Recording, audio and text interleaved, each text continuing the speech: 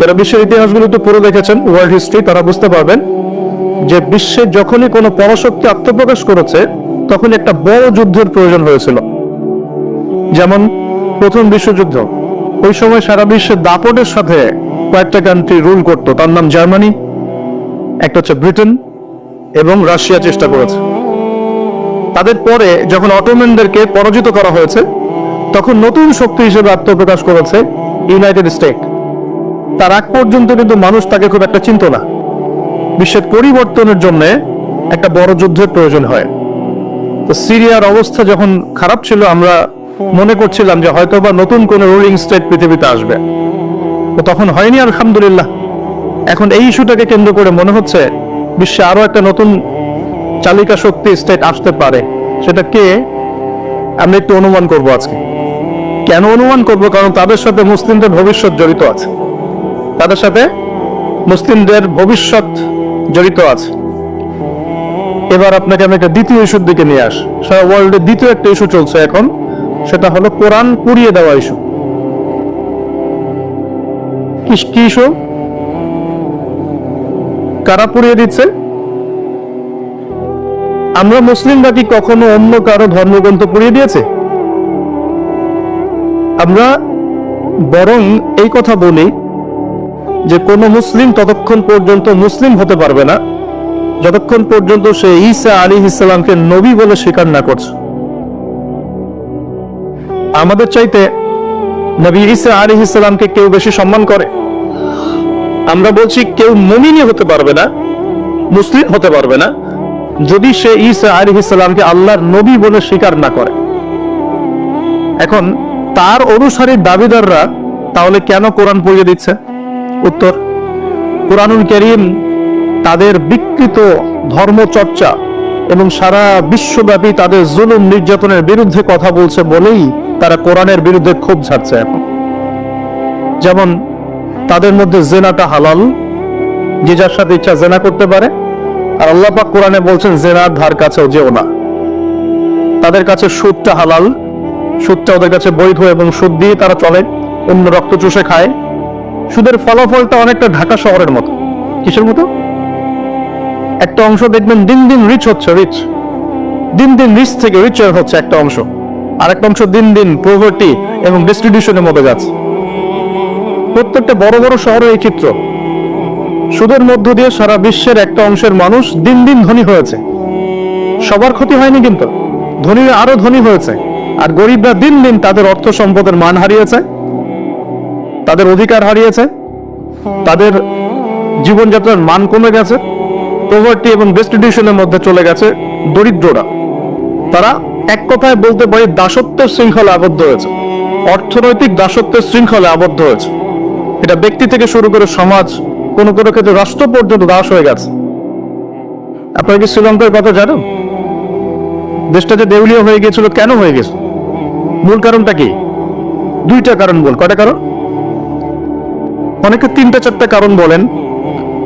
অর্থনীতিবিদ যারা আছেন, আমাদের দেশের বড় বড় অর্থনীতিবিদ যারা আছেন, তারা 4টা থেকে 5টা কারণ বলেন। আমি স্টাডি করেছি, আমরা ইসলামিক সেন্সে দেখি দুটো কারণ। কয়টা কারণ? 1 নাম্বার দুর্নীতি। 1 নাম্বার কি? দুর্নীতি। 2 নাম্বার হচ্ছে রিবা বা সুদ।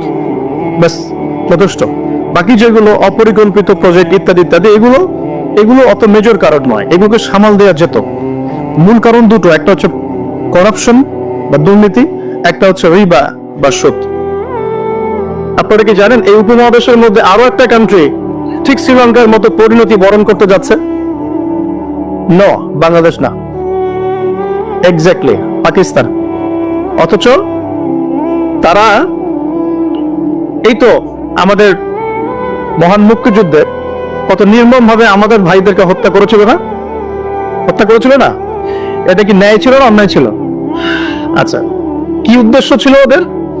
ওরা চাইতো আমাদেরকে শাসন করতে, আমরা দাসত্বের শৃঙ্খলে থাকবো, ওরা আমাদেরকে শাসন করবে। আজকে দেখেন মাত্র 30 থেকে 40-50 বছরের ব্যবধানে আল্লাহ পাকের কি ফয়সালা। আমরা কারো ক্ষতিতে কিন্তু খুশি হই না। আল্লাহ পাকের ফয়সালা দেখুন, এমন একটা জায়গায় চলে গেছে যে হয়তো তাদের কাছে ওষুধের কাঁচামাল আছে 2 দিনের। কয় দিনের? গতকালকে রিপোর্ট, ওষুধ তৈরির যে কাঁচামাল প্রয়োজন হয় যেগুলো বাইরে থেকে মানুষ ইম্পোর্ট করে, যেগুলো শীত থেকে নামানো হয়, এগুলো নামানোর মতো ডলার তাদের কাছে নাই যে ডলার দিয়ে সেগুলো নামাবে। 2 দিনের মেডিসিন আছে ওদের কাছে। আপনারা জানেন না, আমাদের টাকার হিসেবে যদি $1 সমান সমান 80 বা 100 টাকা হয়, অলরেডি তাদের কাছে $1 সমান সমান প্রায় 375 রুপি পাকিস্তান রুপি, এবং তাদের মুদ্রাস্ফীতি অনেক বেশি। সুদের কারণে, পশ্চিমাদেরকে বন্ধুরূপে গ্রহণ করার কারণে, কোন কোন ক্ষেত্রে মুসলিমদের সাথে গাদ্দারি করার কারণে, কোন কোন ক্ষেত্রে করাপশনের কারণে এবং ডমিনেশন, জনগণের উপর ডমিনেশনের কারণে আজকে আস্তে আস্তে আস্তে আস্তে ওদের অবস্থা এমন একটা জায়গায় চলে গেছে।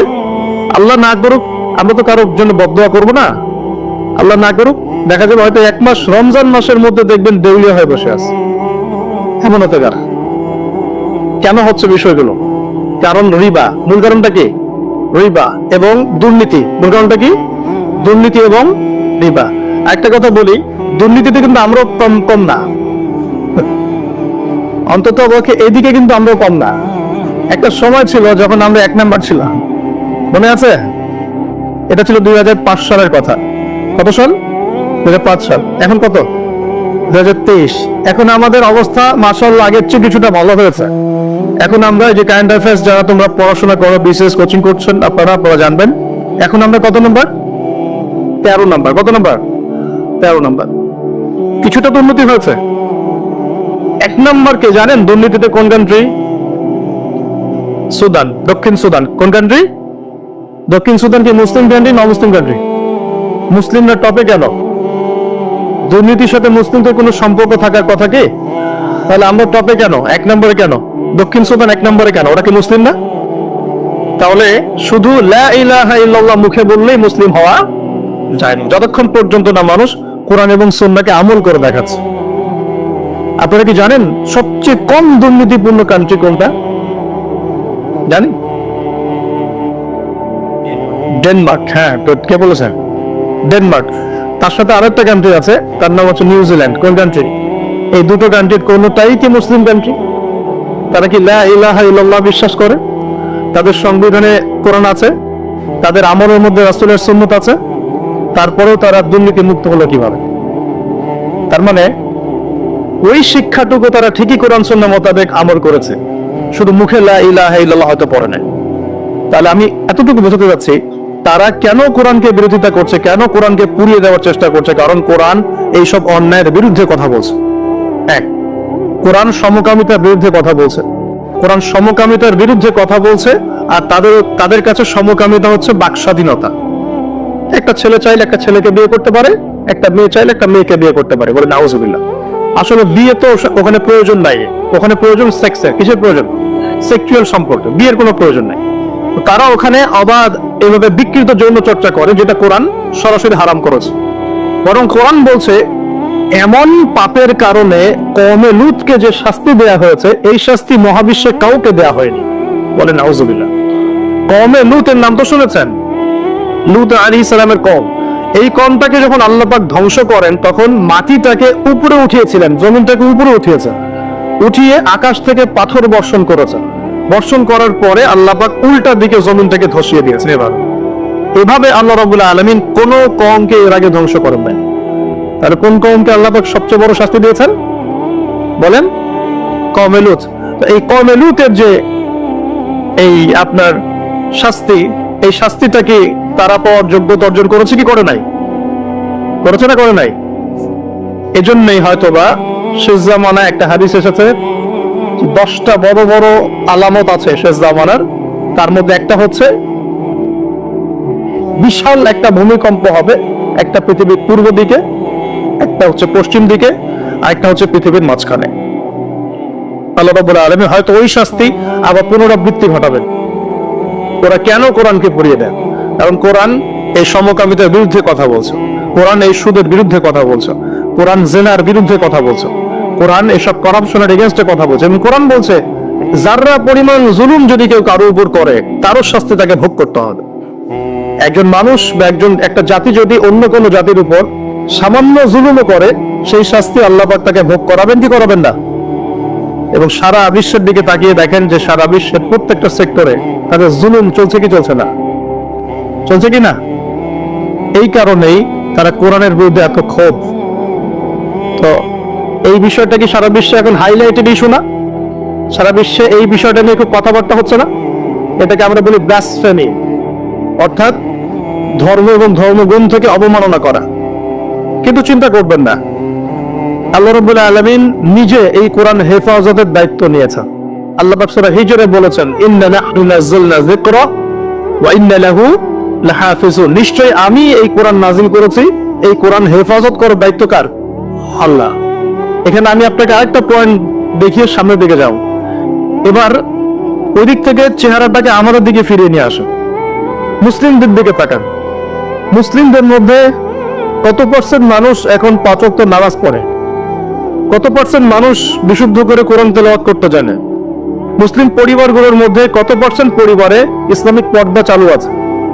মুসলিমদের মধ্যে কত পার্সেন্ট মানুষ হালাল খাওয়ার চেষ্টা করে, হারাম থেকে বেঁচে থাকার চেষ্টা করে? মুসলিমদের মধ্যে কত পার্সেন্ট যুবক এখন জেনা থেকে বেঁচে থাকতে পেরেছ?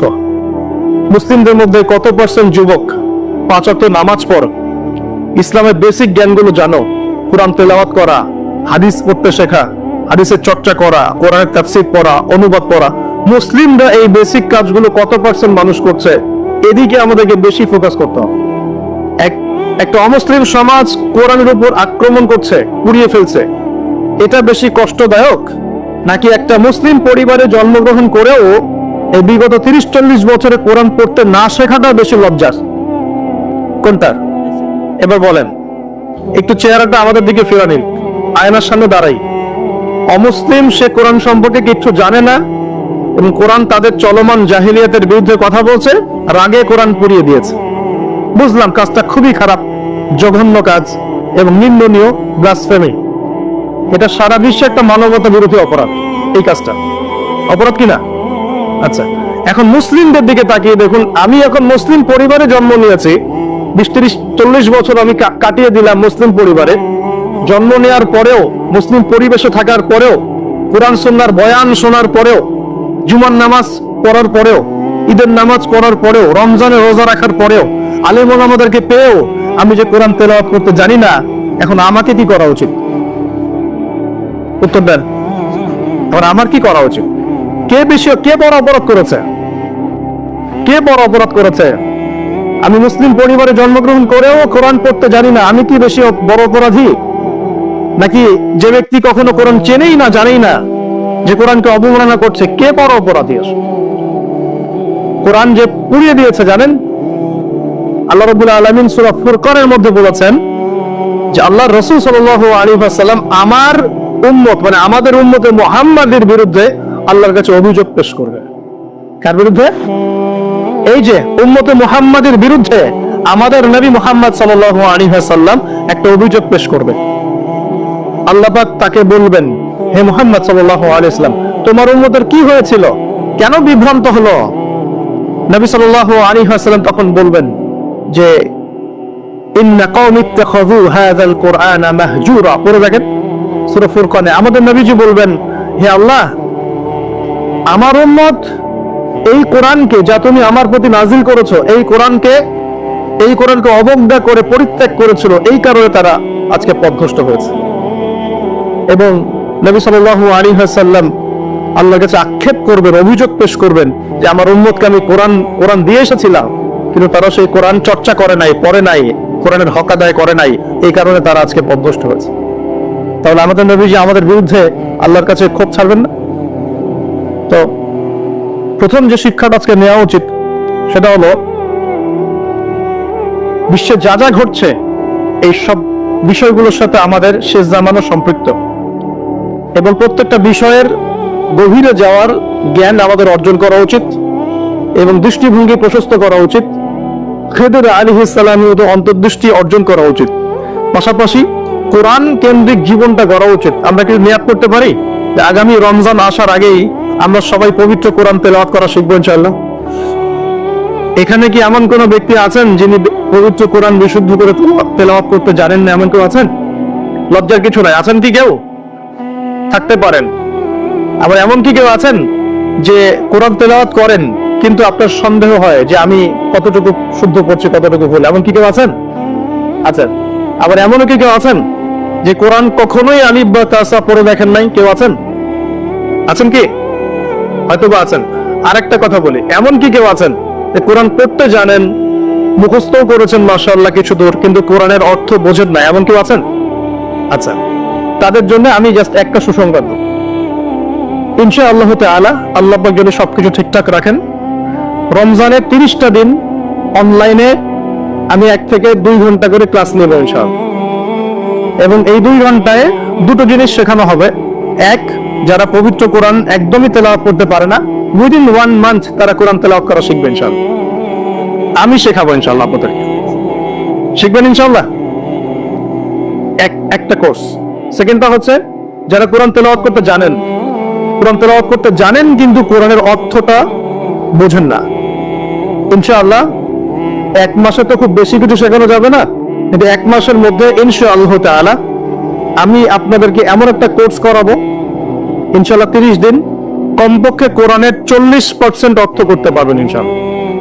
বলবেন যে 1 মাসে কিভাবে সম্ভব? হ্যাঁ সম্ভব, যদি আমি আপনাকে পথ দেখিয়ে দেই এবং আপনি এই জ্ঞানটা অর্জন করে বাকি সারাটা বছর চর্চা করতে থাকেন এবং স্থানীয় উলামায়ে কেরামদের সাথে সম্পৃক্ততা রাখেন, মাদ্রাসার সাথে সম্পৃক্ততা রাখেন, আপনি পারবেন ইনশাআল্লাহ। ট্রাই করবেন ইনশাআল্লাহ। শুধু তাই না, দ্বিতীয় যে কথাটা বললাম, এর সাথে আপনি নামাজে কি পড়ছেন এটার সম্পূর্ণ অর্থও শিখবেন ইনশাআল্লাহ। পাশাপাশি দৈনন্দিন যে দোয়া কালামগুলো পড়ছেন সকাল সন্ধ্যায়, এগুলোর অর্থ শিখবেন ইনশাআল্লাহ। পাশাপাশি আপনি তুলনামূলক আরবি ব্যাকরণ শিখবেন এবং কোরআনিক গ্রামার শিখবেন, কোরআন থেকে গ্রামার। যেমন একটা এক্সাম্পল দেই, একটা এক্সাম্পল দিয়ে সামনে যাই। সূরা ফাতিহা সবার মুখস্থ আছে না? সূরা ফাতিহার মধ্যে মোটামুটি ভাবে দেখা যায় 15-20টা কিন্তু শব্দ আছে, ঠিক আছে? এই 15-20টা শব্দের অর্থ এবং গ্রামার যদি আপনি জানেন এবং বোঝেন, তাহলে আপনার জন্য সুসংবাদ হচ্ছে যে সূরা ফাতিহার এই শব্দগুলো কোরআনে বারবার ঘুরে প্রায় 7800 বার রিপিট করা হয়েছে। কতবার? 7800 বার। এটা আপনিও সার্চ করে দেখতে পারেন। এখন অনেক মেথড চলে আসছে। 7800 বার কোরআনের এই শব্দগুলো, সূরা ফাতিহার এই শব্দগুলো বারবার ঘুরে কোরআনে এসেছে 7800 বার। তার মানে সূরা ফাতিহার অর্থ যে জানে, সে কোরআনের কমপক্ষে 7800টা শব্দের অর্থ জানে। কথা বুঝতে পারছেন? এভাবে কোরআনে বাছাইকৃত এমন 125টা শব্দ আছে। কয়টা? মাত্র 125টা এমন শব্দ আছে যেগুলোর অর্থ, ব্যাকরণ এবং আমরা বলি যে ট্রান্সফরমেশন, মানে একটা শব্দ থেকে আরো অনেকগুলো শব্দ তৈরি করার ফর্মুলা বা সূত্র, এগুলো যদি জানা থাকে, আপনি কোরআনের 125টা শব্দ কোরআনে ঘুরে এসেছে 40,000 বার। কতবার? 40,000 বার। বিশ্বাস করতে কষ্ট হচ্ছে, জানি এই কথাগুলো হয়তো নতুন মনে হতে পারে, কিন্তু এখন রিসার্চ, এখন নতুন অনেক মেথড চলে আসে। 40,000 বার, 40,000 বার এই শব্দগুলো রিপিট করা হয়েছে। আর কোরআনে মোট শব্দ কত? মোট শব্দ হচ্ছে 78,000। কত হাজার? 78,000 বার। 77,800টা, এক্স্যাক্টলি হচ্ছে 77,800টা, অ্যাপ্রক্সিমেটলি বললে 78,000, 78,000 শব্দ।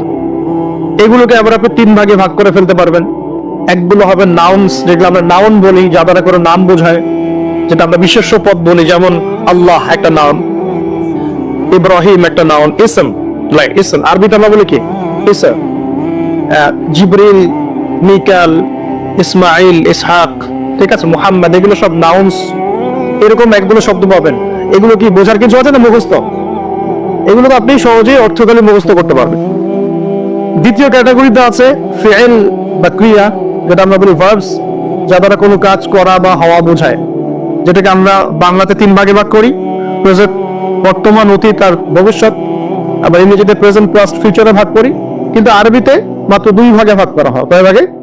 2 ভাগে। একটা হচ্ছে ফিইলে মাযি, মানে অতীতকালীন ক্রিয়া, আর একটা হচ্ছে ফিইলে মুদারে, মানে বর্তমান প্লাস ভবিষ্যৎকালীন ক্রিয়া।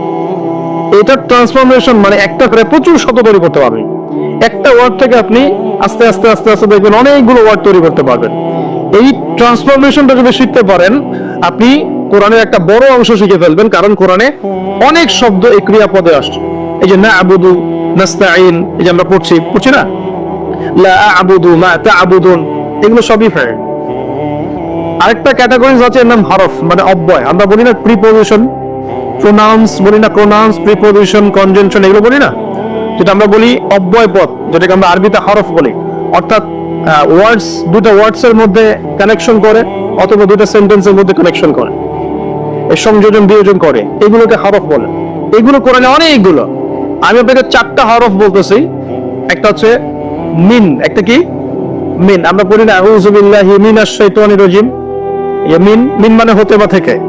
আউযু, আমি আশ্রয় প্রার্থনা করছি, বিল্লাহি, আল্লাহর কাছে, মিনাশ শাইতান, শয়তান হতে, আর রাজিম মানে হচ্ছে বিতাড়িত। এই যে মিন মানে কি হতে, ঠিক আছে। এই মিন শব্দটা কোরআনে ঘুরে ঘুরে পাবেন আপনি প্রায় 3 থেকে 4,000 বার, 3 থেকে 4,000 বার। এরকমই আমরা পড়ি না যে আন, ফি, আলা, ইলা, হাত্তা, লা, লি, এই যে ছোট ছোট কিছু আপনি হরফ পান না কোরআন পড়তে গিয়ে, এই অল্প কিছু হরফ বারবার ঘুরে ঘুরে কোরআনে কয়বার আসে জানেন? 6 থেকে 7,000 বার। 6 থেকে 7,000 বার। মানে আপনাকে শুধু গ্রামারের ফাংশনটা শিখতে হবে, কিভাবে এই গ্রামার দিয়ে শব্দ তৈরি করতে হয় এবং কিভাবে অর্থ উঠাতে হয়। এর পাশাপাশি আপনি অনুবাদের সহযোগিতা নেবেন, পরে গিয়ে তাফসির আগে যাবে, অনুবাদের সহযোগিতা নেবেন। 1 মাসে তো বেশি কিছু দেওয়া যাবে না বললাম আমি, কিন্তু আপনাকে আমি একটা ধারণা তৈরি করে দিতে পারবো যে হ্যাঁ, কোরআন সহজে শেখা যায়, পসিবল। এবং এই সিলসিলা ধরে রাখতে পারলে 1 থেকে 2 বছর লাগবে ইনশাআল্লাহ। 1 থেকে 2 বছর আপনার লাগবে এই ব্যাকরণগুলো হজম করতে। এবং ইনশাআল্লাহ তখন আপনি নামাজ পড়তে যখন দাঁড়াবেন, ইনশাআল্লাহ বিশ্বাস করেন, আল্লাহর কসম করে বলছি, নামাজে আল্লাহু আকবার থেকে আসসালামু আলাইকুম ওয়া রাহমাতুল্লাহ পর্যন্ত আপনি যা পড়বেন তার অর্থ আপনি বুঝতে পারবেন ইনশাআল্লাহ, নিজেই বুঝতে পারবেন নামাজে কি পড়ছেন। এই জিনিসগুলোর অভাব আছে বলেই, এগুলোর ঘাটতি আছে বলেই আমরা ইবাদত করি, কিন্তু ইবাদতের স্বাদ পাই না। ইবাদত করি ঠিকই, ইবাদতটা মজা পাই না, ফিল করতে পারি না। এবং নামাজ পড়ি, মনোযোগ থাকছে না, নামাজে দাঁড়াই কি পড়ছি বুঝতে পারছি না। তাই আমার মনোযোগটা কেমন? তারাবির নামাজে দাঁড়ালাম, তারাবি তো আমরা মাশাআল্লাহ কোন কোন মসজিদে, সব জায়গায় না, কোন কোন জায়গায় 3G 4G পড়া হয়। হ্যাঁ, আচ্ছা, তবে এটা একটু স্লো পড়া উচিত। এখানে ধৈর্য আমাদেরও কম, আমাদেরও দোষ আছে। ইমাম সাহেব যখন লম্বা করে তেলাওয়াত করে তখন আমরা আবার বলি এত সময় নেই হাতে, তাড়াতাড়ি শেষ করেন, বলি না? কোন কোন জায়গায় ইমাম সাহেবদেরকে মসজিদ কমিটিতে মনে হয় যে চাকরের মতো বিহেভ করে। আমি পড়ে, অথচ ইমাম সাহেব হচ্ছেন মসজিদের নেতা, সমাজে কি, সমাজের নেতা। তো তাকে তার জায়গায় সম্মান দিতে হবে, আল্লাহ পাক তৌফিক দান করুন।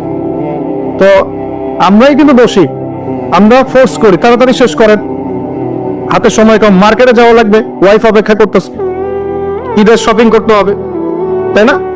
যে রমজান নিয়ে আমি একটু পরে একটু কথা বলবো, কিছু কথা আছে রমজান নিয়ে, খুব গুরুত্বপূর্ণ কথা, খুবই গুরুত্বপূর্ণ। আমার মনে হয় যে এই কথাগুলো এই সিজনে হয়তো আপনারা অন্য কোনো লেকচার বা মাহফিলে শোনেন নাই। রমজান নিয়ে কিছু কথা আছে। আগে এই জায়গায় বলি যে তারাবিতে আমরা অনেক কিছু পড়ি, কিন্তু তারাবির নামাজটা শেষে আপনি যে আব্দুল্লাহ, আব্দুর রহমান এদিকে ডাকেন, দেখে জিজ্ঞাসা করেন যে ভাই আব্দুল্লাহ, আপনি তারাবির নামাজ পড়লেন, কত রাকাত পড়ছেন? 20 রাকাতই পড়ছি মাশাআল্লাহ। ওকে, ফাইন। আচ্ছা, রাকাত সংখ্যা ঝগড়া নিয়ে আমি কথা বলতে যাচ্ছি না, ঠিক আছে? এটা আমার সাবজেক্ট না, আমি এগুলো নিয়ে কথা বলি না। এটা মুফতি সাহেবরা বুঝবেন, ইমাম সাহেব, মুস্তাহিদ যারা, তারা বুঝবেন। তো কি পড়লেন ভাই? তারাবির নামাজ পড়লাম, কত রাকাত? পুরো 20 রাকাত পড়ছেন। তো তেলাওয়াত কেমন ছিল, নামাজে কেমন মনোযোগ ছিল? নামাজে ইমাম সাহেব কি পড়েছে সেটা তো আর বুঝতে পারি নাই, কিন্তু তেলাওয়াতটা খুব সুন্দর সুরের ছিল, এটা বুঝতে পারছি। আমাদের কোরআনের বুঝটা এই পর্যন্ত, খুব সুন্দর একটা তেলাওয়াত করেছে, লেহানটা খুব সুন্দর ছিল, খুবই মাধুর্য মণ্ডিত ছিল, এটা কানে খুব ভালো লাগছিল, এটা শুনেছে।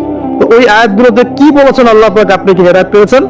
আমি তো কোরআন অর্থ জানি না। তো এই অর্থটা যদি জানতাম তাহলে কি নামাজে মনোযোগ আরো বাড়তো না? নামাজে চোখ দিয়ে পানি পড়তো না?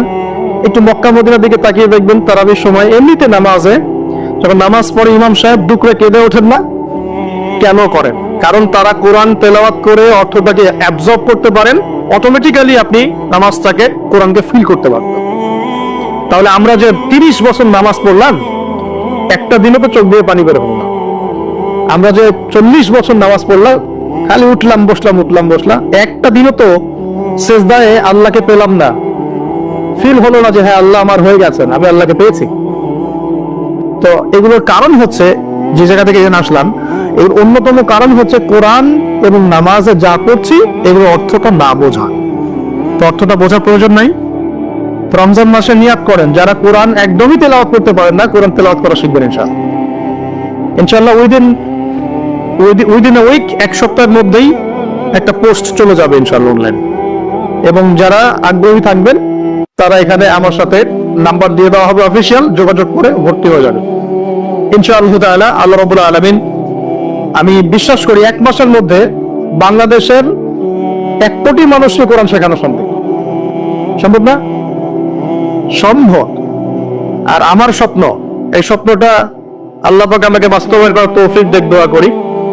বাংলাদেশের মুসলিম পরিবারের পিতা, স্ত্রী, সন্তান, ভাই বোন যারা যারা থাকবেন, হোক জেনারেল লাইনে পড়ুক, মাদ্রাসা লাইনে পড়ুক, প্রত্যেককে আল কোরআন শেখানো এবং তাদের মধ্যে কোরআনের জ্ঞানটা ছড়িয়ে দেয়া, এটা আমার একটা স্বপ্ন।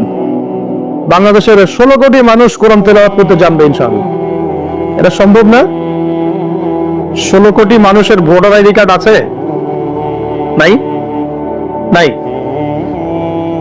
আছে কি নাই? আদমশুমারি করা যায়? সমস্ত মানুষের হিসাব রাখা যায়?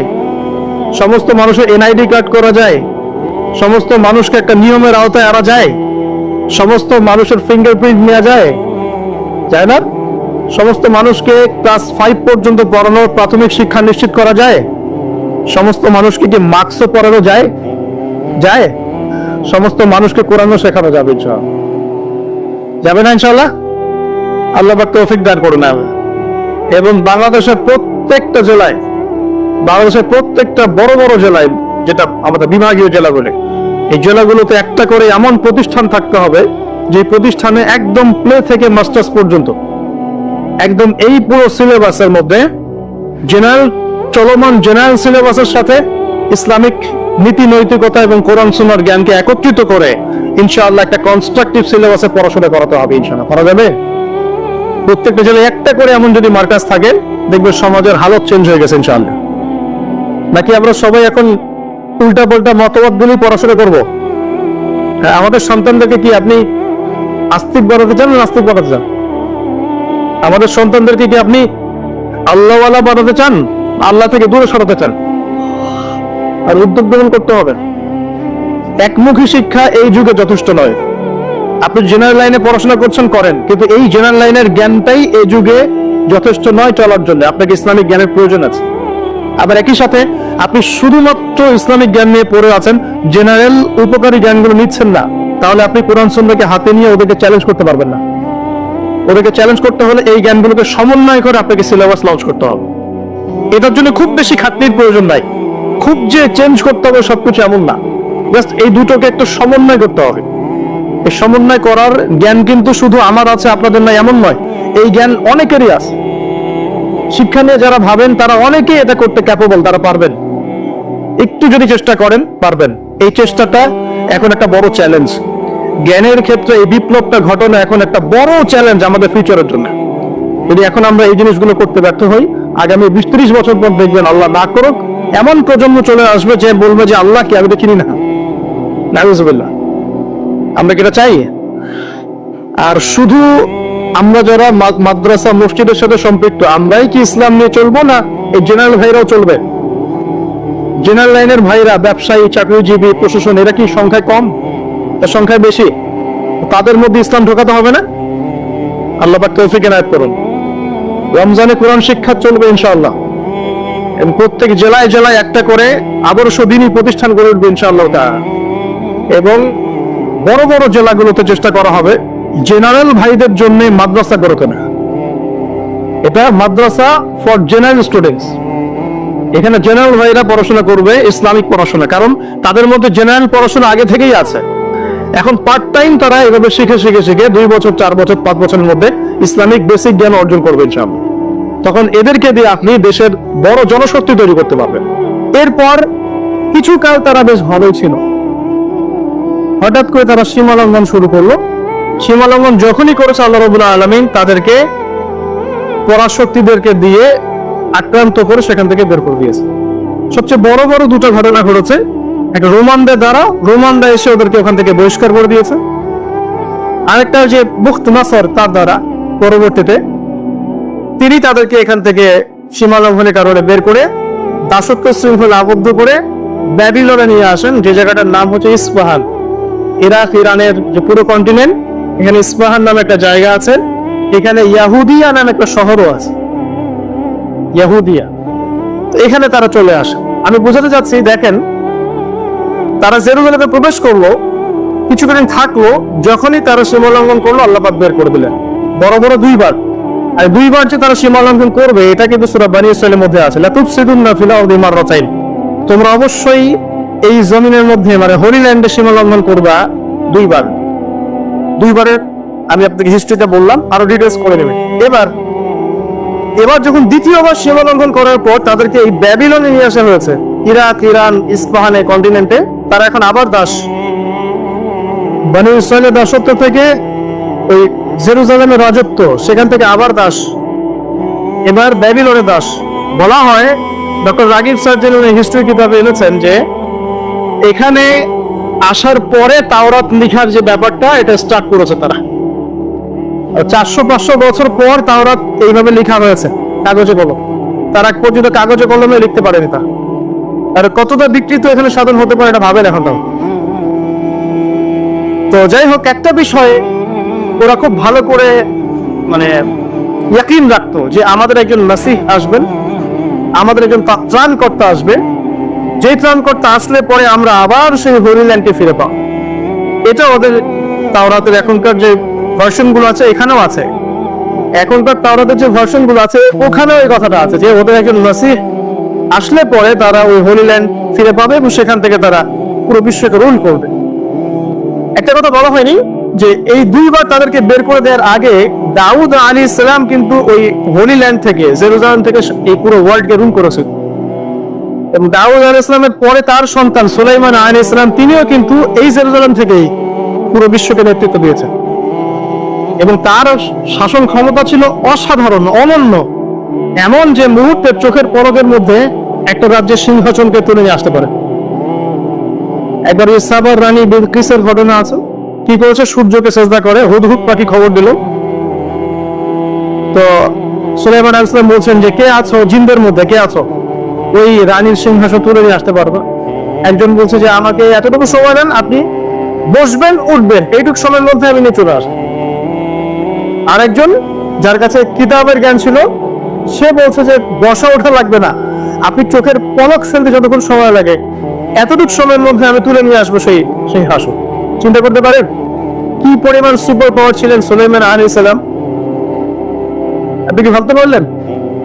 আজকে আমরা যে ক্ষমতা দাপত্য দেখাই সেটা ওয়ার্ল্ড ওয়াইড, এগুলো সুলাইমান আলাইহিস সালামের সামনে তুচ্ছ না।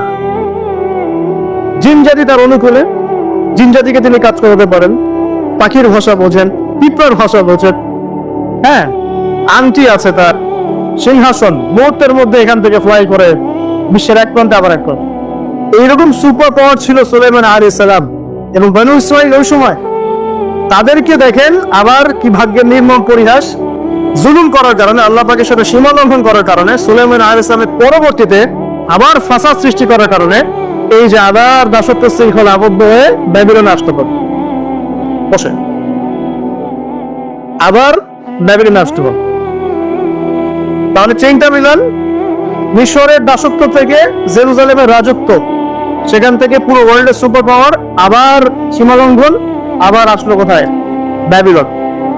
এবার এসে তারা চর্চা করে যে আমাদের আরেকজন মাসিহ আছে, সেই মাসিহ যখন আসবে আমরা আবারও সেই হোলি ল্যান্ড ফিরে পাবো এবং সেখান থেকে আমরা বিশ্ব শাসক হব।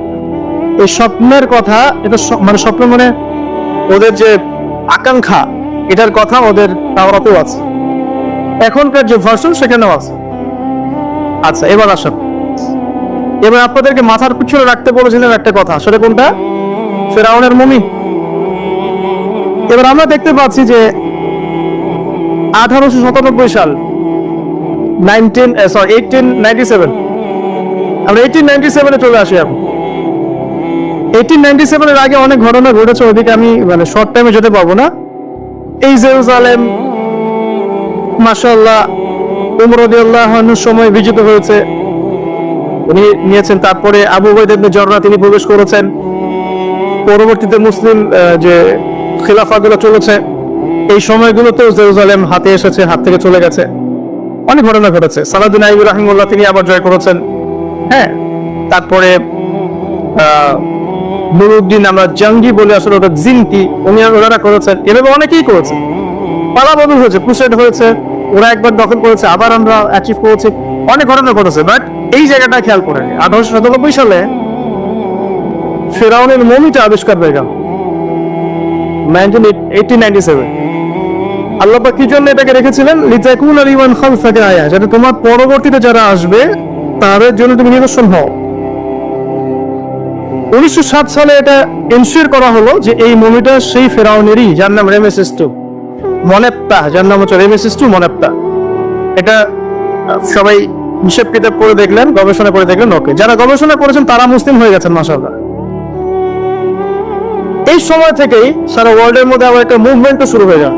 ঠিক এই সময় থেকে সবকিছু কিন্তু মিস্টেরিয়াস। ঠিক এই সময় থেকে সেই মুভমেন্টের নাম জায়নিজম বা জায়নিস্ট মুভমেন্ট। এটা সম্পর্কে জানার জন্য আমার লেকচার শোনার দরকার নাই, যে কারো লেকচার শোনার দরকার নেই। আমাদের লেকচারগুলো যথেষ্ট নাও হতে পারে। হেনরি ফোর্ড নামে একজন ব্যক্তি আছেন, একটা বই আছে দ্য সিক্রেটস অফ জায়নিজম, পড়তে পারেন। মূল তথ্যের মূল জায়গায় চলে যায়। আমরা তো বইপত্র পড়ে হয়তো জ্ঞান অর্জন করে আপনাদের সামনে প্রচার করছি বা বলছি, মূল বইগুলো পড়েন, দেখবেন এই সময় থেকে মুভমেন্টটা শুরু হলো। অদ্ভুত একটা মুভমেন্ট, মানে হিস্ট্রিতে কখনোই ইহুদি এবং খ্রিস্টানরা একসাথে বন্ধুত্ব করে কোনো মুভমেন্ট চালু করেনি। বরং এই যে এরা আলোচনা করছে আমাদের মসিহ আসবে, সেই মসিহকে আল্লাহ পাক পাঠালেন ঈসা ইবনে মারিয়াম, তাই নাকি? ঈসা ইবনে মারিয়ামকে আল্লাহ পাক পাঠালেন, কিন্তু এই ঈসা ইবনে মারিয়ামকে আবার জিউসরা হত্যা করার চেষ্টা করছে। তাহলে ওদের মধ্যে অ্যালায়েন্স কিভাবে সম্ভব? অ্যালায়েন্সমেন্ট তো বোঝেন। জায়নিজম মানে হচ্ছে ইহুদি খ্রিস্টানদের মধ্যে, ইহুদিদের কিছু মানুষ, খ্রিস্টানদের কিছু মানুষ, এরা একত্রিত হয়ে একটা মুভমেন্ট পেয়েছে। সব ইহুদি সব খ্রিস্টান নয়, আমি আবার বলছি, সব ইহুদি সব খ্রিস্টান নয়। ইহুদিদের একটা অংশ, খ্রিস্টানদের একটা অংশ, একত্রিত একটা মুভমেন্ট। হিস্ট্রি বলছে এরা একে অপরের শত্রুই ছিল চিরকাল। এমনকি ঈসা ইবনে মারিয়ামকে হত্যা করার চেষ্টা করেছে জিউসরা, আল্লাহ পাক তাকে উঠিয়ে নিয়েছেন। ওয়া মা কাতালুহু ওয়া মা সালাবু, তারা হত্যা করতে পারে নাই, ক্রুশবিদ্ধ করেনি, বরং আল্লাহ পাক তাকে উঠিয়ে নিয়েছে। ঠিক আছে? তো এই মুভমেন্টটা অ্যামেজিং। আর এই মুভমেন্টের কথা কি কোরআনে হাদিসে আছে? উত্তর হ্যাঁ। আল্লাহ পাক কোরআনে বলেছেন যে আমি কোরআনে সবকিছু বর্ণনা করেছি। সূরা মাইদা খুলেন 11 নম্বর আয়াত, আল্লাহ পাক বলেছেন ইয়া আইয়ুহাল্লাযীনা আমানু লিল মুমিনকুম লা তাত্তাখিযুল ইয়াহুদা ওয়ান নাসারা আউলিয়া, তোমরা ইহুদ এবং খ্রিস্টানদেরকে বন্ধুরূপে গ্রহণ করো। কোন ইহুদি কোন খ্রিস্টানকে করো না? বা'দুহুম আউলিয়া বা'দ। দেখো, যারা একে অপরের বন্ধু, ইহুদি খ্রিস্টানদের মধ্যে যারা একে অপরের বন্ধু, জায়নিজম, এদেরকে তোমরা বন্ধুরূপে গ্রহণ করো না। যদি করো, ওয়া মা ইয়াতাওয়াল্লাহু মিনকুম, তোমাদের মধ্যে কেউ যদি ওদের সাথে বন্ধুত্ব করে ফেলো, ফাইন্নাহুম মিনহুম, সে তাদের অন্তর্ভুক্ত। ফাইন্নাহুম মিনহুম, সে তাদের অন্তর্ভুক্ত না। ইন্নাল্লাহা লা ইয়াহদিল কওমাজ যালিমিন, আল্লাহ পাক এই জালেমদেরকে হেদায়েত দেন। আর দলিল পাচ্ছেন? এবার আসেন এই মুভমেন্টটা কি করা শুরু করলো। প্রথমে ইকোনমি সমৃদ্ধ করা শুরু করলো এবং প্রচন্ড অর্থনৈতিকভাবে শক্তিশালী হয়ে গেল। গোল্ডের বিজনেস করা শুরু করলো, আফ্রিকান কন্টিনেন্টে মাইনিং করা শুরু করলো, হীরার খনিগুলো মাইন করা শুরু করলো, আফ্রিকার দরিদ্র কান্ট্রিগুলো থেকে মাইনিং করা শুরু করলো। সম্পূর্ণ উদ্দেশ্যপ্রণীত ভাবে তারা ফার্স্ট ওয়ার্ল্ড ওয়ার, প্রথম যুদ্ধ সংগঠিত করলো। এটা অটোমেটিক যুদ্ধটা হয় নাই। এই যুদ্ধের পিছনে দুটো মূল কারণ ছিল। এক নম্বর কারণ ছিল অটোমান এম্পায়ার বা তুর্কিদেরকে হটানো, কারণ তুর্কিদের আন্ডারে তখন ছিল জেরুজালেম। আর দুই নম্বর টার্গেট ছিল যে জিউসদের জন্য একটা নিরাপদ জায়গার ব্যবস্থা করা। হিস্ট্রি খালি পড়লেই হবে না, তাকে ভিতরে চোখ দিয়ে অ্যানালাইসিস করতে হবে। আলহামদুলিল্লাহ আমি লাস্ট 10 ইয়ার্স থেকে হিস্ট্রি পড়ছি। লাস্ট 10 ইয়ার্স দুটো রিজন আমি দেখেছি। দুটো রিজন, ফার্স্ট ওয়ার্ল্ড ওয়ারের পিছনে দুটো রিজন। নাম্বার 1, অটোমান এম্পায়ারদেরকে সেখান থেকে হটিয়ে দেয়া, এবং সেই কাজটা করেছে কিন্তু জেনারেল অ্যালেনবি, 1917 বেলফোর্ড ডিক্লারেশন বলে এটাকে, যে ব্রিটিশরা এসে এই ব্রিটিশদের সাথে কিন্তু কিছু মুসলিমরাও ছিল, ব্রিটিশদের সাথে কিছু মুসলিমরাও কিন্তু বন্ধুত্ব করেছিল, ওরে তুর্কিদেরকে হটিয়ে দিয়েছে না, হটিয়ে ওই জেরুজালেম উন্মুক্ত করেছে কাদের জন্য? জিউসদের জন্য। এবার এই যে ব্যাবিলনের দাস জিউস সভ্যতা, যারা স্বপ্ন দেখছে ওদের মাসি আসবে 2000 বছর পরে, কত হাজার বছর? প্রায় 2000 বছর পর তারা আবার জেরুজালেমে ঢুকলো। ব্যাপারটা কি আপনার কাছে রহস্যজনক মনে হচ্ছে না? এবং তারা মেসিহের অপেক্ষাও করতে থাকে। বিশাল ওয়ার্ড, যে যুদ্ধে লক্ষ লক্ষ মানুষ মারা গেছে, প্রায় কোটির কাছাকাছি। উদ্দেশ্য অটোমান এম্পায়ার থেকে সরিয়ে দেয়া, জিউসের জন্য একটা ল্যান্ড তৈরি করা। শুধু তাই না, বেলফোর্ড ডিক্লারেশনের পরে ওয়ার্ল্ডের যত জায়গায় জিউসরা ছিল সবাই এখানে আসা শুরু করলো, আস্তে আস্তে নিরাপদ একটা জায়গা ওদের জন্য। এবং এবার তারা মানে এটা টুরিস্টের মতো বেড়াতে আসছে না, কিন্তু তারা এখানে এসে বাড়ি নির্মাণ করছে, তারা এখানে ওখানকার অধিবাসী যারা প্যালেস্টাইনে ওদেরকে জুলুমে হটিয়ে দিচ্ছে, মেরে ফেলছে, মেয়েদের ধর্ষণ করছে, যা ইচ্ছা তাই করছে, যা ইচ্ছা তাই করছে। আর ব্রিটেন বলছে আমরা সাথে আছি। ও স্বার্থ মধ্যে ওই 1970 থেকে 2022 পর্যন্ত, এখন পর্যন্ত ওরা যা ইচ্ছা তাই করছে সেখানে। কোনো মানবাধিকার নাই, হোয়াটসঅ্যাপার কোনো মানবাধিকার নাই, হিউম্যান রাইটস এর হও নাই। গত 3 দিন আগ থেকেও দেখবেন আপনি, একদিনে 44 জন, আরেক দিনে 12 জন। আমার মেয়ের বয়সী মেয়ে, 5 বছরের মেয়ে, ও কি বোঝে দুনিয়ার? একজন ব্যক্তিকে নাকি ধরার জন্য সিভিলিয়ানদের যেখানে বাড়ি আছে, কলোনি, সেখানে হামলা, মিসাইল হামলা। এবং দাঁড়িয়ে বড় গলায় বলছে যে জিউসের এগেইনস্টে কোনো পদক্ষেপ নেওয়া হলে আমরা এটাকে প্রতিহত করবো শক্তভাবে। এবং পশ্চিমারা এবং আমাদের আমেরিকান কন্টিনেন্ট, আমাদের ন্যাটো, এই যারা সবাই আছে, এরা বললো যে হ্যাঁ আমরা জিউসদের অধিকারের ব্যাপারে সচেতন, পাশে থাকবো। তিনি 30,000 সেনাবাহিনী তৈরি করলেন, সবচেয়ে বড় ফোর্স নিয়ে তাবুকের উদ্দেশ্যে রওনা হলেন। 3 মাস শুধু পায়ে হেঁটেই চলে গেছে। আর আমি আপনাকে পরিসংখ্যান দেখাচ্ছি, 2000 থেকে 2008, মাত্র 8 বছরে প্রায় 5,500 মানুষ, নারী শিশু সহ। 22 পর্যন্ত কত আপনি গুগল করেন, আপনি গুগল করে দেখেন যে প্রতি বছর কতজন করে মারা যায়। একটা মুসলিম মহিলা, আমি অত ফিকহ বুঝি না, আমি কিন্তু ফকিহ নই, আমি শুধু একজন সাধারণ দায়ী মাত্র, আমি তাহলে বেইম, আমি এত বেশি ফিকহ বুঝি না, কিন্তু আমার মনে হয় ফকিহরা এই বিষয়ে একমত হবে না আমার সাথে। একজন মুসলিম নারীকে যদি কেউ জবরদস্তি করে ওরা তুলে নিয়ে যায়, তুলে নিয়ে গিয়ে তাকে রেপ করে, তাকে ধর্ষণ করে, তার সাথে যা ইচ্ছা তাই আচরণ করে, তখন ওই কমিউনিটির সমস্ত পুরুষের উপর ফরজিয়াত বর্তায় ওই মহিলার ইজ্জত রক্ষা করা। আর বিগত 100 বছর থেকে কত যে মুসলিম নারী, শিশু, ভাই বোন সবাইকে ম্যাসাকার করে হত্যা করা, কোনো হিসাব না। আর আমাদের সেই ফিলিংসও নাই। দেখবেন ঠিক যখন এই যে লাস্ট যখন গাজায় হামলা হচ্ছে, ওই সময় আমরা ফেসবুকে নিয়ে ব্যস্ত আছি, একে অন্যের সমালোচনায়, গীবতে, তহমতে। হ্যাঁ, মনে হচ্ছে দিনের ব্যাপক খেদমত করে আঞ্জাম দিয়ে ফেলছে, দিনের কান্ডারি আমি একদম। অথচ জেরুজালেম রক্তাক্ত হচ্ছে, কাছে আমার কোনো ফিলিংস নেই, আমার ফোকাসিং অনলাইন। দেখবেন মিডিয়া দ্বারা। আসেন আমি একটু শেষ করে দেই, আমি অনেক লম্বা হয়ে যাবে, 10 মিনিট সময় নিচ্ছি। এটা 1917 ঘটনা। সে ব্রিটেনের হাত ধরে শক্তিশালী হলো এবং সেখানে সবাই ঢোকা শুরু করলো। আমরা কিছু করতে পারবো না জানি, হিস্ট্রি জেনে রাখেন অ্যাটলিস্ট, এখান থেকে আপনি কিছু করতে পারবেন, বাট অ্যাটলিস্ট হিস্ট্রি জেনে রাখেন। তবে কিছুই করতে পারবেন এমন নয়, কিছু তো করণীয় আছে আমাদের, সেটার দিকে পরে আসি। আগে জানেন কি হয়েছে। তারপরে 1917 পরে 1917 থেকে 1945 সেকেন্ড ওয়ার্ল্ড ওয়ারের আগ পর্যন্ত এই সময়টুকুতে সে আস্তে আস্তে আরো শক্তিশালী হওয়া শুরু করবে। এবং ব্রিটেনের রোল তো শেষ, সে তাকে জায়গা করে দিয়েছে, অটোমান থেকে সরিয়ে দিয়েছে, এখন আরেকজনকে দায়িত্ব দিতে হবে। তো সে আমেরিকাকে ডাক দিল, তুমি আমার কাছে আস, এই যে রেসপন্সিবিলিটি তুমি এখন নাও, সামাল দাও। সে সামাল দেওয়া শুরু করলো। সে ব্রিটেনের চেয়ে অনেক বেশি শক্তিশালী অবস্থান নিয়ে, একদম মিলিটারি পাওয়ার, অস্ত্র শস্ত্র, ইকোনমি, একদম একদম কি বলবো, United Nations, IMF, world bank, হাবি জাবি, WHO সবই ওদের, টেকনোলজি, সায়েন্স, বিজ্ঞান, প্রযুক্তি, অস্ত্র, মিলিটারি সায়েন্স যা আছে সব, ইভেন পারমাণবিক bomb, nuclear weapons. Nuclear weapons এমন জিনিস যেটা দিয়ে সারা ওয়ার্ল্ডকে রুল করা যায়। দুটো জিনিস দিয়ে ওয়ার্ল্ডকে রুল করা যায় এখন, একটা নিউক্লিয়ার ওয়েপন্স, একটা হচ্ছে ডলার। যার কাছে নিউক্লিয়ার ওয়েপন্স নাই, ডলারও নাই, তার কোনো দামও নাই। ডলার না থাকলে আমাদের ইকোনমিক স্যাংশন এত মাথা ব্যথার কারণ আছে? টাকার মান বাড়বে কমবে কি দিয়ে? এই জন্য ব্রিক্স একটা association, BRICS, Brazil, India, Russia, তারা মিলে, চায়না, তো তারা প্ল্যান করছে যে আমরা নতুন একটা কারেন্সি লঞ্চ করব, যাতে করে একটা কারেন্সির উপর আমাদের ডিপেন্ডেন্ট থাকতে না হয়। এবং তারা অনেক স্মার্ট। মুসলিমরা এটা করেছে।